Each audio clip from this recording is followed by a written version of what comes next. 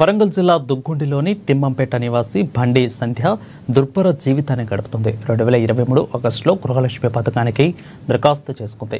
అదే ఏడాది September 27న proceeding అందజేశారు. అయితే పూరిగుడిసె నుంచి తొలగించి అక్కడ ఇంటి నిర్మాణం చేపట్టారు. అయితే ఇప్పటి వరకు బిల్లులు విడుదల కావడంతో 3 లక్షల వరకు కూడా అప్పయిందని బాధితురాలు సంధ్య తెలిపింది. డబ్బులు లేక ఇంటి నిర్మాణం మధ్యలోనే ఆగిపోతుంటో పక్కన రేకుల షెడ్ వేసుకుని కుటుంబం జీవనం సాగిస్తుంది. కుటుంబానికి ఇంద్రమ్మ ఇల్లు అయినా ఇప్పించాలని కలెక్టర్, ఎమ్మెల్యే దొంతి మాధవిరెడ్డిని సంధ్య వేడుకుంటుంది. దుగ్గొండి మండల్ తిమ్మంపేట గ్రామం మాది. ఇంతకుముందు గత ప్రభుత్వం ఒక 23 ఇండ్లకు శాంక్షన్ ఇవ్వడం జరిగింది. పునాదులు తీయడం జరిగింది, పిల్లర్లు లేపడం జరిగింది. ఇప్పుడు కూడా వాళ్ళు నిరుపేదలకు ఇవ్వడం జరిగింది. దాదాపుగా ఇప్పుడు మొత్తం అందరూ పిల్లర్లు కానీ ఇవన్నీ చేసుకోవడం జరిగింది. వాళ్ళు నిరుపేదలకు గుర్తించి అప్పుడు ప్రభుత్వం వాళ్ళకు ఇవ్వడం అనేది జరిగింది.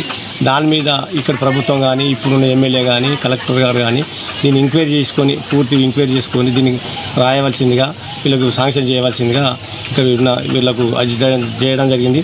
ఇంతకుముందు కూడా కలెక్టర్ గారి నుంచి వెళ్ళి మనకు ఈ ప్రొసీడింగ్ లెటర్ కూడా ఇవ్వడం అనేది జరిగింది. ఈ ప్రొసీడింగ్ లెటర్ కూడా అందరి పేర్ల మీద వచ్చింది. వాళ్ళు కూడా కట్టుకోవడం కొంత నడాంతరం ఆగింది. దాదాపు 2-3 లక్షల అప్పు కూడా అయ్యిండు.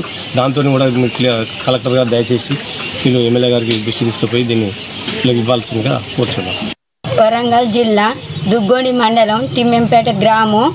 నేను బీదస్తురాను. నాకు అప్పుడు మధ్యలో ఇల్లు ఇచ్చింది, ఆగిపోయింది. దయచేసి కలెక్టర్ గారు కానీ ఎమ్మెల్యే గారు కానీ నాకు గుంట జాగలేదు, ఇల్లు ఇవ్వాలి. నాకు 3 లక్షల అప్పు అయింది. అప్పుడు ఇచ్చి ఇల్లు మధ్యలో అయిపోయింది. 3 లక్షల అప్పు అయింది. బాధకు 2 పిల్లలు. నాకు ఇవాళ కూలి పోతేనే షేరు బియ్యం కొనుక్కుంటే తిని బతకగలుగుతా నేను.